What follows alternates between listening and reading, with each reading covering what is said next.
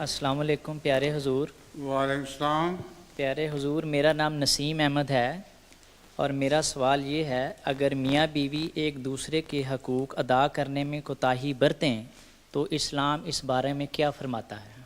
کوتاہی کر دیں، اگر کوتاہی کریں، کوتاہی برتیں تو وہی کوتاہی برتیں، جی وہ تو پھر قضا میں جائیں۔ دو اسلام کا طریق یہ ہے کہ سب سے پہلے تو حکم من اہلہ و حکم من اہلہا، میاں بیوی کے دونوں کے خاندانوں میں سے کوئی معقول آدمی جو خاندان کا بڑا ہو اور سمجھدار ہو، وہ دونوں کے نمائندے بن کے بیٹھے اور وہ پھر آپس میں اپنے فریق سے پوچھ کے کہ کیا تکلیف ہے، وہ فیصلہ کریں خود مل کے اور سمجھائیں ان کو۔ یہ اسلام نے پہلا طریق بتایا ہے قرآن کریم میں۔ اگر یہ طریق کارآمد ثابت نہ ہو تو پھر قضا رہ جاتی ہے، پھر دونوں قضا میں جائیں، چاہے خلا لیں یا طلاق لیں۔ جزاکم اللہ خیر۔ ٹھیک ہے، وعلیکم السلام۔ ہیں یہ بچہ سوال کے لیے کیوں بیٹا، کیا بات ہے؟ السلام علیکم، میرا نام حاضر محمود ہے، میرے پاپا صاحب کا نام ہے طارق محمود صاحب۔ یہ اپنے دل میں ہی بات کر رہا ہے۔ علامے کی نہیں نظارتے کیا؟ علامے کی نہیں نظارتے۔ بس یہ کمال ہے اللہ میاں کا۔ اللہ میاں ہر وقت نظر آتا تو تمہاری جان نکل جاتی ہے۔ تمہیں ہوا نظر آتی ہے؟ ہوا نظر آ رہی ہے کہ نہیں؟ یہاں ہال میں ہوا بھری ہوئی ہے تو ہوا نظر نہیں نہ آتی؟ ریڈیو کی لہریں نظر آتی ہیں؟ تو نہ نظر آنے والی چیزیں بعض بہت طاقتور ہوتی ہیں۔ یہ جو ایٹامک بام کی لہریں ہیں وہ نظر نہیں آتی، وہ اتنی طاقتور ہوتی ہیں کہ بڑے سے بڑے شہروں کو اڑا کے رکھ دیتی ہیں۔ بس نہ نظر آنے سے کوئی فرق نہیں پڑتا، وہ چیز اپنی ذات میں طاقتور ہونی چاہیے۔ اللہ تعالیٰ میں طاقت ہے، وہ سب طاقتوروں سے زیادہ طاقتور ہے، اور نظر نہیں آتا تو کوئی فرق نہیں پڑتا بلکہ فائدہ ہے تمہارا۔ ایک بچی کو، میں نے اپنی بیٹی کو یہ سمجھایا تھا کہ دیکھو شرارتیں نہیں کرتے، اللہ میاں دیکھتا ہے۔ تو جب بھی وہ شرارت کرنے لگتی تھی میں یہی کہہ دیا کرتا تھا، وہ بھی آخر تنگ آ گئی۔ ایک دفعہ میں نے اس کو کہا، شرارت کی، میں نے کہا دیکھو شوقی اللہ میاں دیکھ رہا ہے، میں کہا اللہ میاں باہر گئے ہوئے ہیں۔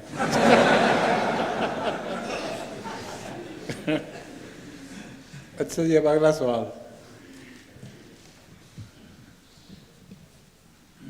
السلام علیکم ورحمۃ اللہ حضور۔ وعلیکم السلام۔ حضور میرا نام طارق محمود ہے اور میں گلاسکو جماعت سے آیا ہوں۔ حضور میرے دو سوال ہیں۔ حضور پہلا سوال ہے کہ اگر نماز مغرب وقت پر بغیر جماعت کے ادا کی ہو لیکن مسجد میں جب عشاء کے وقت جائیں اور مغرب کی نماز باجماعت مل جائے تو کہا جاتا ہے کہ نماز اگر باجماعت مل جائے تو ادا کر لینی چاہیے۔ اس سلسلے میں حضور سوال یہ ہے، بغیر جماعت کے ادا کی ہوئی مغرب کو ترجیح کیوں نہیں دی جاتی جبکہ وہ قرآن حکم کے مطابق وقت پر ادا کی گئی تھی؟ ہاں، میں تو کہتا ہوں اس کو ترجیح دینی چاہیے، کیونکہ وقت کے اوپر ادا کی ہوئی ان الصلاۃ کانت کتاب موقوتا، کانت المؤمنین کتاب موقوتا، یہ موقوت کتاب ہے، اگر وقت پر ادا کی ہو تو بہت زیادہ بہتر ہے، اور پھر دہرانے کی ضرورت کوئی نہیں۔ پھر جب امام کے ساتھ پیچھے جا کے ملا کے پڑھیں گے تو جمع کریں گے اور سنتیں معاف ہو جائیں گی، وہ بھی جائز نہیں۔ وقت پر پڑھی نمازیں الگ ہی ٹھیک ہیں، خواہ وہ بغیر جماعت کے جو ہوتے ہاں ہیں۔ ہاں۔ حضور دوسرا سوال، جزاکم اللہ پہلا سوال۔ حضور دوسرا سوال یہ ہے کہ عام طور پر یہ کہا جاتا ہے کہ اہل کتاب کا ذبیحہ بسم اللہ پڑھ کر کھا لینا چاہیے، ٹھیک۔ اس سلسلے میں سوال یہ ہے حضور کہ اہل کتاب عام طور پر عیسائی اور یہودی مراد لیے جاتے ہیں، حالانکہ انبیاء تو اللہ تعالیٰ نے ہر قوم میں بھیجے ہیں، تو اس کا مطلب ہوا کہ ہر قوم کا ذبیحہ جائز سمجھا جائے گا؟ نہیں، اہل کتاب ایک اصطلاح ہے، جس طرح احمدی کے آپ کی اصطلاح ہے، وہ مسلمان جو فرقہ احمدیہ ہے ان کو ہم احمدی کہتے ہیں، اسی طرح اہل کتاب سے مراد یہود اور عیسائی ہیں۔ مثلا حضرت کرشن علیہ السلام ہیں یا دوسرے انبیاء ہیں، وہ ان کے متعلق اہل کتاب کا ذکر نہیں آتا، جزاکم اللہ حضور۔ اور ان کی قوم بگڑ کے اتنی دور جا چکی ہے اپنی کتابوں سے کہ پہچانی ہی نہیں جاتی، تو اہل کتاب باہر دور جائیں یا نہ جائیں، یوں تو کہا جا سکتا ہے کہ عیسائی بھی کافی بگڑ گئے ہیں، لیکن اہل کتاب میں رسول اللہ صلی اللہ علیہ وسلم نے ان کو شامل فرمایا ہے، اس لیے ہم بھی مانتے ہیں۔ جزاکم اللہ حضور۔ السلام علیکم حضور۔ وعلیکم السلام۔ حضور خاکسار رانا فاروق ساجد ولد رانا محمد اسلم، نارنگ منڈی ضلع شیخ پورہ۔ کیا نام ہے؟ رانا فاروق جی۔ ولد رانا محمد اسلم، جی، ٹھیک۔ نارنگ منڈی سے۔ حضور میرا سوال ہے کہ حسیسہ کا بغیر باپ کے پیدا ہونے میں کیا حکمت تھی حضور؟ اس کے متعلق جو حکمتیں ہیں وہ کئی بیان کی جاتی ہیں۔ ایک بڑی حکمت جو حضرت مسیح موعود علیہ السلام نے بیان فرمائی ہے وہ یہ ہے کہ موسوی امت کی نسل ختم ہو جانی تھی، اور پھر حضرت صلی اللہ علیہ وآلہ وسلم سے نئی شریعت کا آغاز ہونا تھا، تو یہ آخری تھے۔ حضرت موسیٰ کی نسل میں سے، اولاد تو نہیں تھی، مگر حضرت موسیٰ کی امت میں سے یہ آخری تھے جو نبی جنہوں نے کہلانا تھا۔ اس کے بعد استثناء کے باب 18 کے مطابق حضرت موسیٰ کو یہ کہا گیا تھا پھر تیرے بھائیوں میں سے تجھ سے ہی ایک نبی برپا کروں گا، اور اس سے مراد حضرت صلی اللہ علیہ وآلہ وسلم تھے۔ بس نسل آپ کی کوئی نہیں ہوئی، آپ خود بے نسل فوت ہوئے، اس لیے کہ یہ سلسلہ بند ہو گیا۔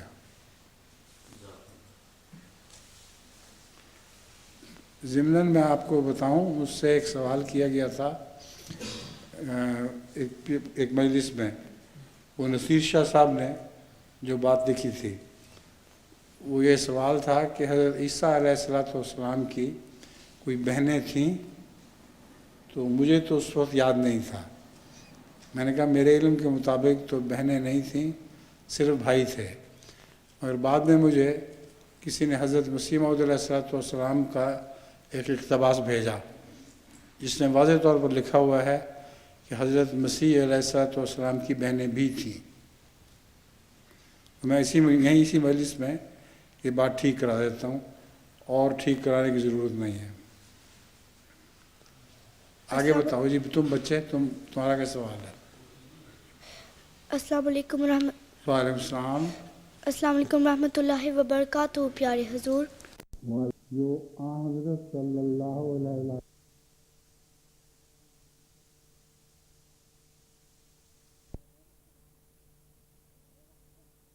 کے ساتھ ہوں، مثلا فرشتوں پر ایمان، نبیوں پر ایمان، کتاب پر ایمان، یوم آخرت پر ایمان، تقدیر خیر و شر پر ایمان، وغیرہ وغیرہ، ان سب باتوں میں جو مشترک ہیں تمام مسلمان فرقوں میں، ان پر جو بھی ایمان لائے، خواہ وہ شیعہ مسلم ہو یا سنی ہو، ان سب کو ہم احمدی ہونے کے لحاظ سے غیر احمدی مسلمان کہتے ہیں۔ اور غیر مسلم وہ ہیں جو رسول اللہ صلی اللہ علیہ وسلم پر اور قرآن کریم پر ایمان ہی نہیں لاتے۔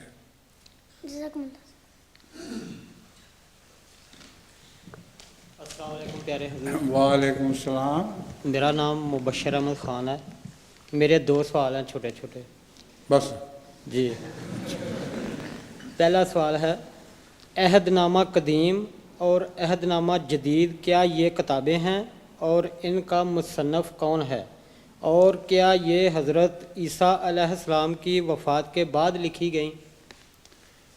عہد نامہ قدیم سے مراد تو بائبل ہے، اور ان کا مصنف اللہ تعالیٰ بتایا جاتا ہے، کوئی انسان مصنف نہیں ہے۔ لیکن اس بارے میں بہت سے اختلاف بھی ہیں۔ بعض لوگ محققین یہ کہتے ہیں کہ بائبل کے الفاظ سے پتہ چلتا ہے کہ یہ کتاب خدا تعالیٰ نے نہیں لکھی تھی بلکہ نبیوں نے لکھی تھی۔ حضرت موسیٰ کے متعلق بائبل میں لکھا ہوا ہے، کیا ہے وہ؟ موسیٰ وفات پا گئے، مواب کی سرزمین میں وفات پا گیا، ہاں وفات، اور اس کی قبر کا کسی کو علم نہیں، کیا اور اس کی قبر کا کسی کو علم نہیں۔ ٹھیک ہے، پر اس سے کیا تعلق ہوا کہ اللہ تعالیٰ کا کلام ہے؟ اللہ تعالیٰ کا کلام ہے کہ نہیں ہے؟ یہ کہا جاتا ہے کہ موسیٰ علیہ السلام پر یہ کتاب نازل ہوئی اور اسی میں یہ فکرہ بھی ہے۔ یہ استعمال ہے۔ اب حضرت موسیٰ پر خدا تعالیٰ کی طرف سے کتاب نازل ہوئی تو اس میں یہ کیوں تھا کہ موسیٰ وفات پا گیا؟ اور وفات پا گیا تو یہ فکر کس نے لکھوایا؟ جب موسیٰ پر نازل ہوئی تھی۔ تو اس لیے بائبل کے متعلق بھی اختلافات ہیں، مگر بنیادی چیز یہی ہے کہ اکثر خدا تعالیٰ کی طرف سے آئی تھی، بعض اس میں چیزیں دوسرے شامل کر لی گئی ہیں۔ نبیوں کی زندگیوں میں اللہ تعالیٰ کی طرف سے کلام اترا، جب وہ وفات پا گئے تو ان کے بعد دوسرے لوگوں نے اور چیزیں بیچ میں شامل کر لیں۔ اور حضرت عیسیٰ کی جو کتاب ہے انجیل، وہ الگ کتاب نہیں ہے۔ انجیل کا مطلب ہے خوشخبری۔ حضرت مسیح موعود علیہ السلام کی کتاب جو ہے الہامات کی، اس کا نام کیا ہے؟ تذکرہ۔ تو تذکرہ قرآن کے مقابل پر الگ کتاب نہیں ہے۔ اسی طرح انجیل بائبل کے مقابل پر الگ کتاب نہیں ہے، وہ خوشخبریاں ہیں اس میں، اور وہ حضرت عیسیٰ کے الہامات ہیں جن کو ہم انجیل کہتے ہیں۔ پیارے حضور، دوسرا سوال ہے، دہریت مذہب ہے یا فرقہ؟ کیا اور چیز؟ دہریت کچھ بھی نہیں ہے۔ اور دہریت کا مطلب ہے اللہ کے وجود کا انکار۔ دو قسم کے دہریے ہیں، ایک وہ ہیں جو ایگنوسٹکس کہلاتے ہیں، وہ یہ کہتے ہیں کہ اللہ ہوگا یا نہ ہوگا ہمیں علم نہیں، اس لیے ان کو کہتے ہیں ایگنوسٹکس، یعنی اللہ کی وجود سے لا علمی کا دعویٰ کرتے ہیں۔ اور بعض دوسرے دہریے ہیں، وہ یقینی طور پر یہ دعویٰ کرتے ہیں کہ اللہ نہیں ہے، یہ لوگوں کی من گھڑت باتیں ہیں۔ تو پیارے حضور، اس کا کوئی بانی بھی تھا؟ فرقے کا نو، جی دہریوں کا کوئی بانی نہیں تھا۔ ٹھیک، جزاک اللہ پیارے حضور۔ دہریہ تو ہر مذہب میں پائے جاتے ہیں، مسلمانوں میں بھی ایک بڑی تعداد ہے دہریوں کی، اور دہریہ نئی تہذیب میں تو بہت کثرت سے ملتے ہیں۔ السلام علیکم حضور۔ آئیے جی، عبدالحق صاحب کے بیٹے ہیں جی حضور۔ جی۔ حضور میرے پاس 2 سوال ہیں۔ حضور میرا پہلا سوال ہے، حضرت عیسیٰ علیہ السلام کدھر پیدا ہوئے؟ کہاں پیدا ہوئے تھے؟ جی۔ حضرت عیسیٰ علیہ السلام کی پیدائش ایک ایسی جگہ ہوئی تھی جہاں جس کے متعلق قرآن کریم میں لکھا ہوا ہے کہ وہ فلسطین سے دور تھی کچھ، اور الگ علیحدہ جگہ تھی جہاں حضرت مریم چلی گئی تھی، وہاں لوگوں سے ہٹ کر، اور وہاں تنہائی میں اکیلی تھی جب حضرت عیسیٰ پیدا ہوئے ہیں۔ جب حضرت عیسیٰ پیدا ہوئے تو حضرت مریم کو شدید تکلیف ہوئی، اور آپ نے خدا تعالیٰ کے حضور گڑ گڑا کے دعائیں مانگی، تو اللہ تعالیٰ نے کہا کہ گھبراؤ نہیں، یہ جو درخت ہے تمہارے سرانے، یہ کھجور کا درخت ہے، اس میں پکی ہوئی کھجوریں ہیں، اور اس کے علاوہ نیچے چشمہ، تمہارے پاؤں کے نیچے سے ایک چشمہ بہہ رہا ہے، تو قری عینی، عینہ کا، عینہ کے، قری عینہ کے ہیں، عینی ہے اپنی آنکھ، ہاں، قری عینی، عینے کی ہونا چاہیے، حضرت اللہ تعالیٰ جو فرما رہا ہے مریم کو، وہ الفاظ کیا ہیں مجھے یاد نہیں، قریانی،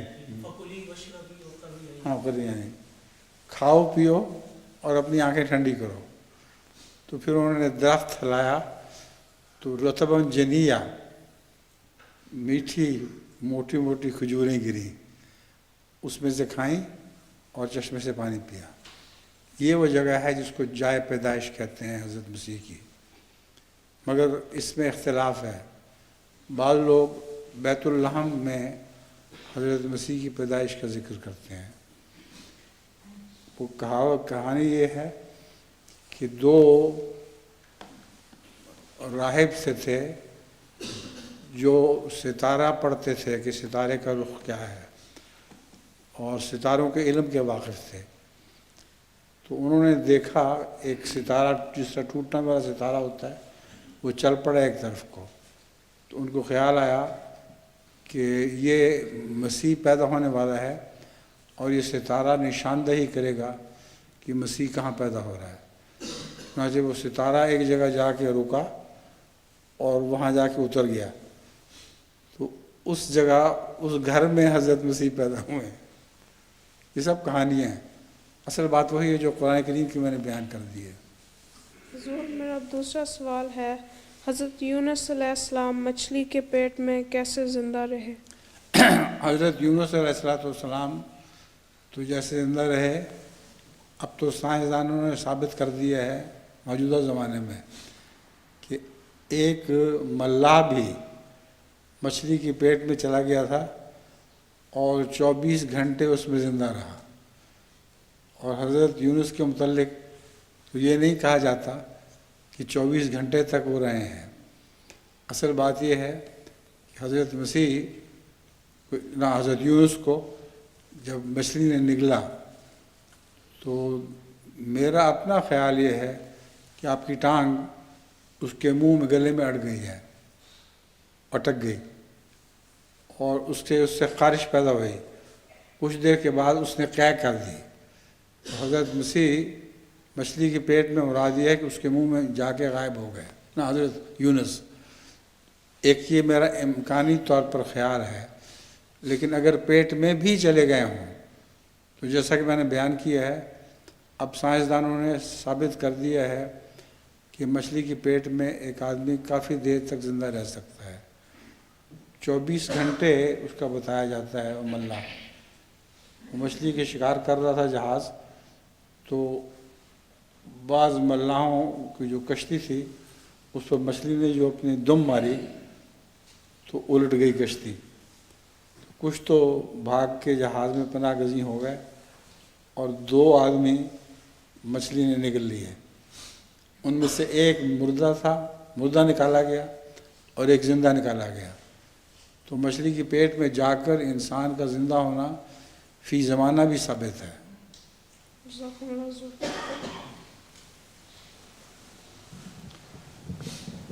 جناب آپ کا اسم شریف کیا ہے؟ حضور کیا نام ہے آپ کا؟ صبور اچھا صبور صبور بٹی. جی. حضور رسول کریم صلی اللہ علیہ وسلم کیا؟ رسول کریم صلی ہاں رسول کریم صلی اللہ علیہ وسلم اتنے اچھے تھے تو کیوں لوگ ان کے خلاف تھے؟ لوگ کیوں خلاف تھے؟ یہ خدا تعالیٰ کی سنت ہے کہ اللہ تعالیٰ کے نبیوں کی قوم مخالفت کیا کرتی ہے. حضرت صلی اللہ علیہ وسلم کی زندگی کے 2 دور ہیں، ایک دعوے سے پہلے اور ایک دعوے کے بعد کے. تو دعوے سے پہلے تو آپ کو قوم امین اور صدیق کہتی تھی، صدوق کہتی تھی، کہ بے انتہا سچا اور حد سے زیادہ امانت دار، کبھی جھوٹ نہیں بولتا. سارے آپ کے گرویدہ تھے. لیکن جب آپ نے دعویٰ کر دیا تو الزام لگا دیا کہ آپ نے خدا پہ جھوٹ بولا ہے. حضرت قرآن کریم نے آپ کو یہ دلیل دی کہ ان سے کہو کہ فَقَدْ لَبِثْتُ فِيكُمْ عُمُرًا مِّن قَبْلِهِ فلا تعقلون کہ کیا میں تم سے پہلے کہ میں تم سے تمہارے درمیان اس دعوے سے پہلے بھی رہا ہوں، جب میں نے یہ دعویٰ نہیں کیا تھا کہ میں خدا کی طرف سے ہوں، تو اس وقت تم لوگوں کا کیا حال تھا؟ اس وقت میں سچا تھا کہ نہیں؟ تو جس نے کبھی بندوں پر جھوٹ نہیں بولا، اس نے اچانک خدا پر کیسے جھوٹ بولنا شروع کر دیا؟ سمجھ گئے؟ جی شکریہ۔ السلام علیکم آج حضور۔ بچوں کا قبضہ ہے۔ السلام علیکم حضور۔ وعلیکم السلام۔ میرا نام فرید الرحمان ہے، میرے ابو کا نام سید الرحمان ہے۔ جی میرے دو سوال ہیں۔ میرا پہلا سوال یہ ہے، ہر پرفیوم میں الکوہول مکس ہے، جب ہم اپنے جسم پہ لگاتے ہیں کیا ہم ناپاک ہو جاتے ہیں؟ کیونکہ ہمارے مذہب میں الکوہول حرام اور ناپاک چیز ہے۔ خوشبو میں جسم کو لگاتے ہیں تو ناپاک ہو جاتے ناپاک نہیں ہوتے، میں نے لگائی ہوئی ہے۔ اگر میں ناپاک ہو جائے تو میں نماز کیسے پڑھوں اور پڑھاؤں کیسے؟ الکوہل پینی منع ہے۔ الکوہل میں فوائد بھی ہیں جن کو قرآن کریم تسلیم کرتا ہے، تو ان فوائد میں سے یہ ہے کہ جراثیم کش ہے اور خوشبوئیں بھی اس میں بنتی ہیں۔ یہ ہرگز حرام نہیں، لگانا حرام نہیں، خوشبو وہ خوشبو پینی حرام ہے۔ ٹھیک ہے؟ جی شکریہ۔ میں دوسرا سوال یہ ہے، کیا ہم اپنے کوئی ہمارا کرسچن دوست فوت ہو جائے، کیا ہم ان کے جنازے پہ جا سکتے ہیں؟ ہیں۔ اگر کوئی عیسائی دوست فوت ہو جائے تو کیا اس کے جنازے پہ جنازے پہ جا سکتے ہیں پر جنازہ پڑھ نہیں سکتے۔ شکریہ حضور۔ ہمدردی کے طور پر ساتھ جا سکتے ہیں۔ السلام علیکم حضور۔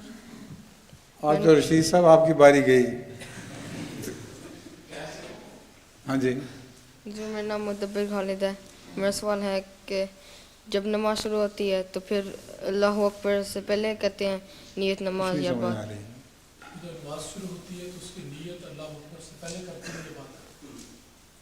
نیت اللہ اکبر سے پہلے کی جاتی ہے، لیکن ایک منٹ ٹھہر جائیں۔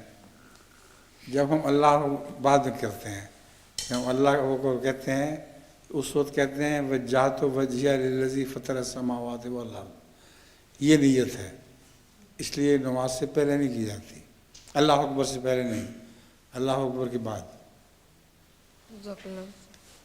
اور یہ ضروری نہیں ہے کہ یہ کہا جائے پیچھے ایسے امام دے۔ پنجاب میں یہ بھی رواج تھا، کہتے نیت 4 رکعت نماز کی، پیچھے ایسے امام ہے۔ ایک وہمی تھا، اس کو خیال آیا کہ کہیں میں پیچھے ایسے امام سے کہتا ہوں تو آگے جو نمازی کھڑے ہیں وہ نہ مراد ہوں، تو وہ پھر پہلی صف میں چلا گیا۔ پھر اس کو مزید وہم اٹھا کہ میرا نشانہ پتہ نہیں ٹھیک ہے کہ نہیں۔ امام صاحب کے دھوتر مار کے کہتا پیچھے ایسے امام ہے۔ تو نیت اللہ اکبر کے بعد کرو اور اتنا ہی کافی ہے بس۔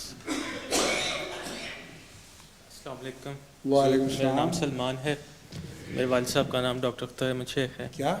میرا نام سلمان اختر ہے، میرے والد جی۔ کا نام ڈاکٹر اختر احمد شیخ ہے۔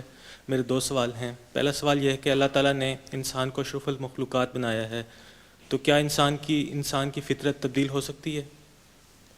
لا تبدیل لخلق اللہ، انسان کی فطرت تبدیل نہیں ہو سکتی اگر انسان بری فطرت پہ ہے۔ اگر کسی انسان کی بری فطرت ہو، فطرت بری نہیں ہوتی، طبیعت بری ہو سکتی ہے، عادتیں بری ہو سکتی ہیں، بری عادتیں ٹھیک ہو سکتی ہیں، مگر فطرت صحیح ہے، وہ تبدیل نہیں ہوا کرتی۔ آج حضور نے جیسے خطبے میں فرمایا تھا کہ حضرت جبریل علیہ السلام آئے تھے اور انہوں نے آ کے حضرت صلی اللہ علیہ وسلم کا سینہ چاک کیا اور اس کے بعد وہ لوتھڑا نکالا، تو کیا یہ حقیقت میں ہوا تھا؟ یہ کشفی نظارہ ہے اور حقیقت ہے۔ حقیقت یہ مطلب نہیں ہے کہ سچ مچ سینہ چاک کیا گیا۔ میں نے یہ بھی عرض کیا تھا کہ کشف میں جو دکھائی دیا جاتا ہے وہ وہ نہیں ہوا کرتا، اس کے معنی ہوتے ہیں۔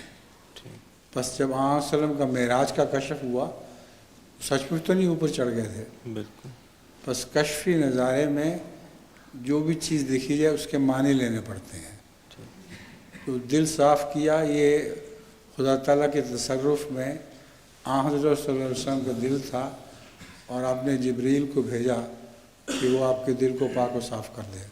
इतना मतलब है इसका। ठीक, जज़ाकल्लाह। दूसरा सवाल ये है कि आजकल दुनिया में 3 इल्म हैं, इल्मुल अदाद यानी इल्मुल शुमारियात, इल्मुल नजूम जिसको हम एस्ट्रोलॉजी, शुमारियात है, और कौन कौन से? इल्म एस्ट्रोलॉजी, इल्मुल फल्कियात और इल्मुल पामिस्ट्री, इल्म दस्त शनासी। तो क्या हमें इन पे यकीन करना चाहिए कि नहीं करना चाहिए? देखिए, पामिस्ट्री तो फजूल है, पामिस्ट्री को इख्तियार करना तो लगव है। बाकी जो उलूम नजूम हैं वो हकीकी हैं, वो फल्कियात के इल्म के अंदर आ जाते हैं, वो बेशक इख्तियार करें। और इल्मुल शुमारियात जो है उसके बारे में? शुमारियात तो खैर बहुत अच्छा मज़मून है। ठीक, जज़ाकल्लाह।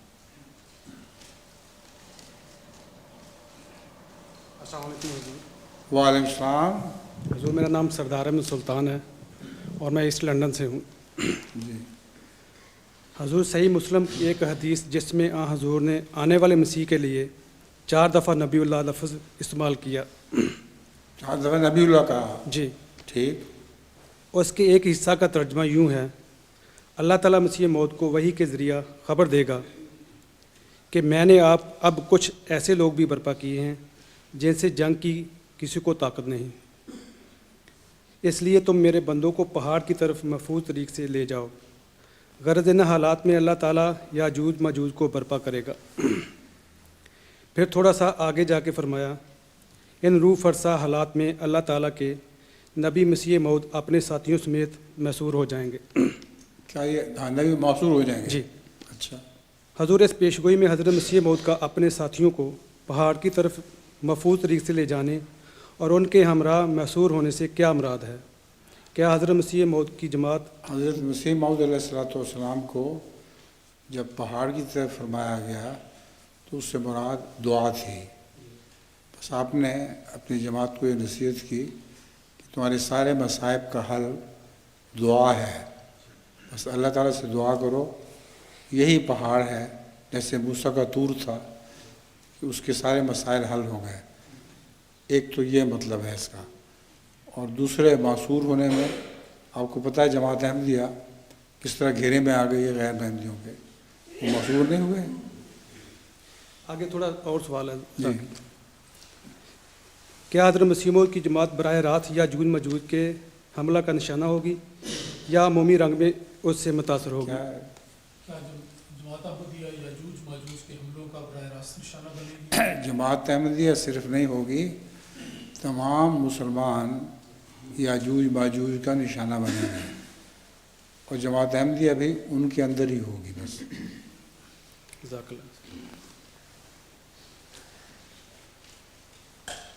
अस्सलाम वालेकुम रहमतुल्लाहि व बरकातुहू। हुज़ूर, वालेकुम तो रशीद साहब, अस्सलाम वालेकुम। हुज़ूर, मेरा नाम ज़ियाउल्लाह है, मेरा ताल्लुक़ कैम्ब्रिज जमात से है। हुज़ूर, मेरे 3 सवाल हैं। पहला सवाल है कि हम दरूद शरीफ में आले मोहम्मद के लिए रहमत और बरकत की दुआ मांगते हैं। आले मोहम्मद से कौन लोग मुराद हैं?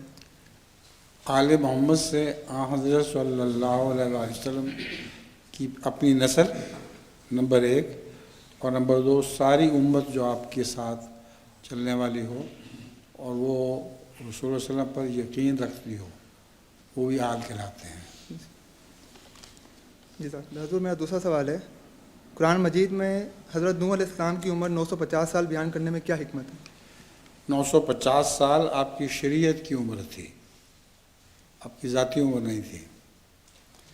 आपकी शरीयत दुनिया में 950 साल तक रही।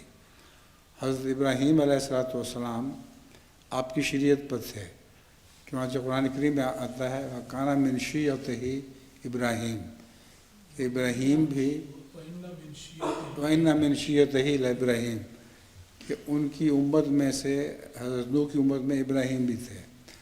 तो 60 साल तक आपके पास नई शरीयत नहीं आई थी। 60 साल की उम्र में आपको अपनी शरीयत मिल गई। उससे पहले पहले 950 की मुद्दत ख़त्म हो जाती है। हुज़ूर, मेरा आखिरी सवाल है, नमाज जनाजा में सजदा ना होने की क्या हिकमत है? नमाज जनाजा में सजदा ना होने की हिकमत क्या है? नमाज जनाजा में सामने मुर्दा पड़ा होता है तो उसके सामने सजदा करना ठीक नहीं है। आपने वो सुना होगा किस्सा, एक पीर साहब कहीं गए गांव में तो वहाँ एक जनाजा आया हुआ था। तो मौलवी साहब ने पीर साहब से कहा कि पीर साहब आप जनाजा पढ़ाएं, मैं तो कम इल्म आदमी हूँ। पीर साहब ने इसरार किया आप पढ़ाएं। आखिर वो मौलवी जीत गया और सारे गांव वालों ने कहा जी पीर साहब हैं, पीर साहब पढ़ाएंगे। पीर साहब ने जो जनाजा पढ़ाया तो सजदा कर दिया, जनाजे में सजदा कर दिया। मौलवी साहब समझे कि मेरी पिछली सारी नमाज़ें और सारी ज़ाया, सजदा होता और मैंने नहीं किया कभी, तो सजदा उसने भी कर दिया। उसके बाद पीर साहब को ख्याल आया कि सजदा तो होता ही नहीं, तो वो सामने से उठ के भाग गए और मौलवी भाग गया कि लोग ये कहेंगे कि तुम सजदा नहीं कराया करते थे। तो ये मजाक की बात है, सजदा कोई नहीं होता। जज़ाकल्लाह। अस्सलाम वालेकुम प्यारे वालेकुम। हजूर, मेरा नाम अब्दुल हादी शहजाद है और मेरे चंद सवालात हैं। पहला सवाल हज़रत मसीह मऊद अलैहिस्सलाम की एक तहरीर से है। किस पर? हज़रत मसीह मऊद अलैहिस्सलाम की तहरीर में से है। सफ़ेद परिंदों को पकड़ने की ताबीर में हज़रत मसीह मऊद फरमाते हैं कि बहुत से रास्तबाज अंग्रेज़ सदाकत का शिकार हो जाएंगे। दर हकीकत आज तक मगरबी मुल्कों की मुनासबत दीनी सच्चाइयों के साथ बहुत कम रही है। गोया खुदा ताला ने दीन की अकल नहीं, आप तो सिर्फ मतलब बताएं, क्या सवाल का मकसद? सवाल ये बनता है कि सवाल ये है कि क्या एशिया के अलावा दूसरी कौमों की तरफ भी कोई नबी, किसकी तरफ? एशिया के अलावा दूसरी कौमों की तरफ कोई नबी नहीं आया? एशिया के अलावा दूसरे कौमों की तरफ भी कोई नबी आया है? हर कौम की तरफ नबी आया है। कुरान करीम में फरमाता है, अल्लाह ताला फरमाता है इम्मिन उम्मतिन इल्ला खला फिहा नज़ीर, एक भी उम्मत ऐसी नहीं जिसमें खुदा ताला की तरफ से डराने वाला ना भेजा गया हो। जी जज़ाकल्लाह। हुज़ूर, दूसरा सवाल ये है, एक हदीस है, हज़रत औस बिन औस बयान करते हैं कि हज़रत सल्लल्लाहु अलैहि वसल्लम ने फरमाया तुम्हारे बेहतरीन दिनों में से एक जुमा का दिन है। इसी दिन आदम को पैदा किया गया और जुमा ही के दिन वो फौत हुए। इसी दिन नफ़ख़े सूर होगा और इसी रोज़ गशी होगी। इस रोज़ तुम मुझ पर कसरत से दरूद भेजो क्योंकि तुम्हारा दरूद मुझे पहुँचाया जाएगा। सहाबा ने अर्ज़ किया जब आपका वजूद मिट्टी हो चुका होगा तो आप तक दरूद कैसे पहुँचेगा? तो आपने फरमाया अल्लाह ताला ने अंबिया के जिस्मों को ज़मीन पर हराम कर दिया है। हुज़ूर, सवाल ये है कि क्या तमाम अंबिया के जिस्म हमेशा महफूज रहते हैं? नहीं, ये मतलब नहीं है। मुराद ये है कि ज़मीन में अंबिया जब दफन होते हैं तो रूहानी लिहाज से वो फिर भी ज़िंदा रहते हैं, बाकियों के जिस्म मिट जाते हैं। यानी जिस्मानी लिहाज से भी उन पर मौत आ जाती है और रूहानी लिहाज से भी। तो अंबिया की रूहें ज़िंदा रहती हैं और उन तक उनकी उम्मत के पैगाम पहुँचते रहते हैं। हुज़ूर, छोटे से दो सवाल और हैं, कर लें। अब आपके पास वक्त तो नहीं रहा, चलें करें। तो हयाता की बारी भी गई। हुज़ूर, किसी मुसीबत के वक्त खुदा ताला की मदद तलब करते हुए झोली फैलाकर या हाथ जोड़कर ऊंची या धीमी आवाज़ में फरियाद करना जायज़ है? जायज़ है। जज़ाकल्लाह। हुज़ूर, आखिरी सवाल है कि अल्लाह ताला का कुल चीज़ों पर कादिराना तसर्रुफ़ है, वो जो चाहता है करता है। इस पस मंज़र में सवाल है कि क्या दुआ या सदका तकदीर मुबरम को टाल सकते हैं? तकदीर मुबरम को नहीं डाल सकते, आम तकदीर को टाल सकते हैं, मगर जो तकदीर मुबरम है उसको कोई चीज़ नहीं टाल सकती। जैसा कि तकदीर मुबरम में से एक ये है कि कतब अल्लाह लागलिबन्ना अना व रुसुली, کہ اللہ تعالیٰ نے یہ اپنے اوپر فرض کر لیا ہے کہ میں اور میرے رسول ضرور غالب رہیں گے، اس لیے دنیا جو چاہے کر لے، وہ انبیاء کو مغلوب نہیں کر سکتا۔ یہ تقدیر مبرم کی ایک مثال ہے۔ ٹھیک ہے، وعلیکم السلام۔ حضور میرا نام عرفان احمد قریشی ہے اور میرے والد کا نام عارف احمد قریشی ہے اور میں انڈیا سے یہاں پہ تعلیم کے لیے آیا ہوں۔ حضور میرا سوال یہ ہے کہ قادیان میں مسجد مبارک کے ساتھ ایک تختی پہ یہ لکھا ہوا ہے کہ یہی وہ کمرہ ہے جہاں پہ مسیح موعود علیہ السلام کے پر سرخ روشنائی کے چھینٹے پائے گئے تھے۔ سرخ روشنائی کے چھینٹے، ہاں چھینٹے پڑے تھے، چھینٹے پائے گئے تھے۔ خدا کے قانون کی روشنی میں اس کو کس طرح سے سمجھا جائے گا؟ خدا کے قانون کی روشنی میں اس کی وضاحت کیا ہے؟ یہ اگلے خطبے میں ہو جائے گی، اس میں حضرت مسیح موعود علیہ السلام کے کشفوں کا ذکر ہے، اس میں یہ بھی ذکر آ جائے گا۔ جزاکم اللہ۔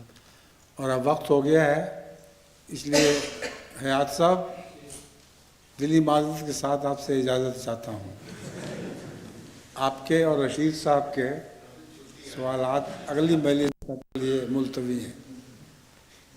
اگلی مجلس میں بچوں سے پہلے آپ کو موقع دے دیں گے، سمجھیں؟ اب نہیں رہے محمد احمد صاحب، بس ختم، وقت دیکھیں 8 بج گئے ہیں، اذان بھی دینی ہے، آ جائیں پھر اذان دے دیں۔